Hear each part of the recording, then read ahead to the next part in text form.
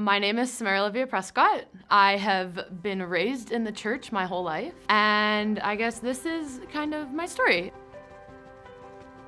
The theme of my life hasn't been, is God real or not? But it's always been, am I going to choose to follow him or not? When I was 13 years old, I was kind of going through this little, I don't know, it was like a depression spiral, and we were on a youth retreat, and I was sitting like this.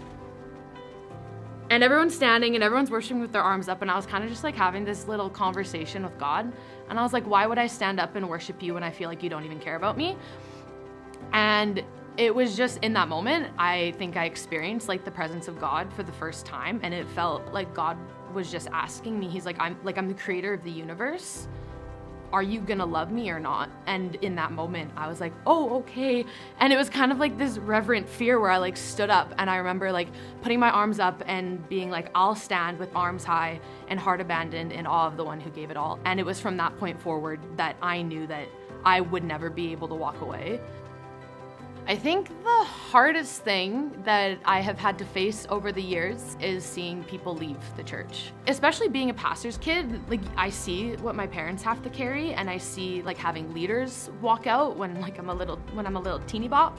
And I think having friends walk away, that it's like we did youth together, or watching like teams that I'm leading leave the church, and it really sucks.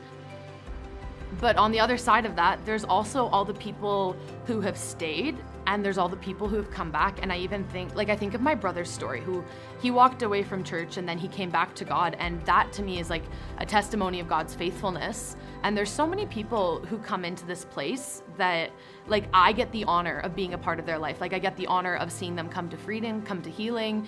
And I think that that is something that is so special that you could only find in the house of God, in the church.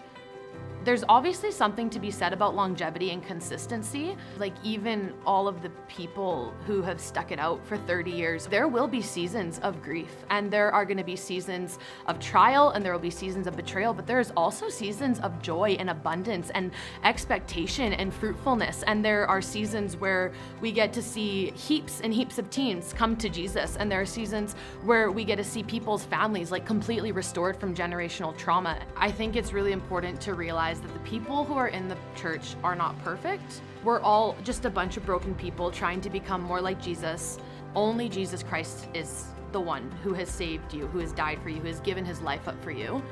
But the church is the vehicle that God intends to use to bring that healing and that salvation into your life. As we come alongside each other together, that's where God comes and he fills the gaps with his love so that we can actually carry out his mission to the world.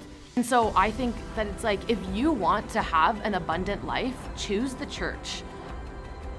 In Lamentations 3, it says that God proves to be good to the man who passionately waits and to the woman who diligently seeks. It is a good thing to quietly hope for help from God. It is a good thing while you are young to stick it out through the hard times. For every single person, regardless of where you're at in your faith walk, if you're just figuring out if you even believe if Jesus is real, stick it out. Like keep searching for him, keep searching for community, keep digging into the word, because I promise that you'll find him. And I know that he is faithful, and I know that he answers prayers.